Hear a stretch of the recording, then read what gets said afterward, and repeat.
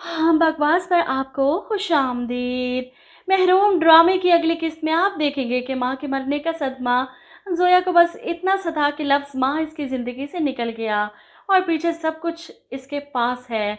इसीलिए इसे कोई फ़र्क नहीं पड़ता। वो तो पहले ही चाहती थी कि इसकी माँ अपने गुनाहों का इतराफ़ करने से पहले ही इस दुनिया से चली जाएँ। इसलिए इनके जाते ही एक बार फिर से अपने काम में लग जाती है, अपने भैया मामू को तंग करने और उमैर को अपनी मुट्ठी में करने। वहीं दूसरी तरफ ज़फ़र साहब ज़ाहिरा के बहाने से घर आते हैं फूल लेकर, लेकिन नसरीन बेगम से अपनी माजी की गलतियों की माफ़ी मांगते हैं। नसरीन बेगम पूछती भी हैं किस बात की, तो जवाब में कहते हैं जैसी हमारी मोहब्बत थी, जैसे खूबसूरत लम्हात हमने साथ में गुजारे थे, कैसे मैंने किसी और की बात पर यकीन कर लिया। अब ज़ाहिरा पीछे खड़ी इन दोनों की बातें सुन रही थी। ऐसे में ज़फ़र साहब कहते हैं मुझे वहाँ रुकना चाहिए था, ज़ाहिद की बातों पर यकीन नहीं करना चाहिए था। बहुत बड़ी गलती कर दी मैंने, हमारी ज़िंदगी एक साथ कुछ और ही होती। अब यहाँ पर ज़ाहिरा ज़फ़र साहब के सामने आ जाती है ये कहकर कि मुझे आप दोनों के बारे में सब पता चल चुका है। वो अपने रिश्ते का हवाला देती है। कुछ रिश्तों में मोहब्बत नहीं होती, लेकिन कुछ रिश्ते ऐसे होते हैं जो जेन्युइन मोहब्बत से बनाए जाते हैं, वो सालों बाद भी कायम रहते हैं, जैसे कि आपकी और नसरीन अम्मी की मोहब्बत। वो हैरान है, ये दोनों एक दूसरे से इतनी मोहब्बत करते थे कि एक दूसरे को हासिल नहीं कर पाए, लेकिन मोहब्बत अभी भी कायम है। यहाँ पर ज़ाहिरा ही कोशिश करेगी इन दोनों को फिर से एक करने की। वहीं दूसरी तरफ उमैर को ज़ोया की असलियत समझ आ चुकी है। वो जिस तरह ज़ाहिरा को तलाक देने पर ज़ोर दे रही है, उमैर हर बार इसे टाल देता है।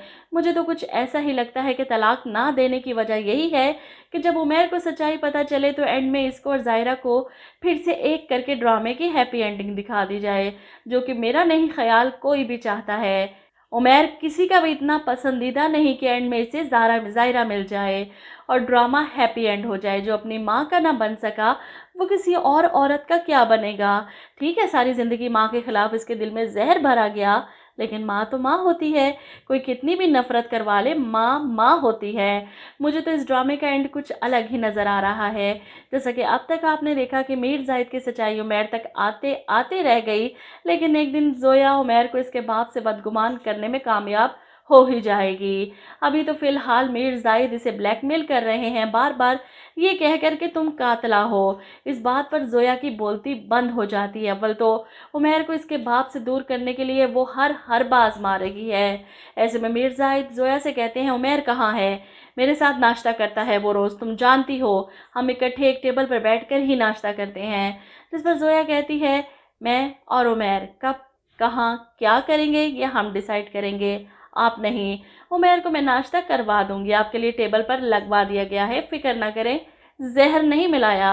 और अगर मुझे नाश्ते में जहर मिलाना होता तो उमैर के क्यों, आपके क्यों नहीं। जिस पर मीर ज़ाहिद इसे कहते हैं बिल्कुल, तुम ऐसा सोच सकती हो, बल्कि कर भी सकती हो, क्योंकि तुम एक कातला हो, पहले भी एक इंसान की जान ले चुकी हो, दूसरे इंसान की जान लेने में ज़रा भी परवाह नहीं करोगी। वो ज़ोया के मुंह पर जिस ढटाई से ये सच मारते हैं, ज़ोया की बर्दाश्त किसी दिन ख़त्म हो जाएगी।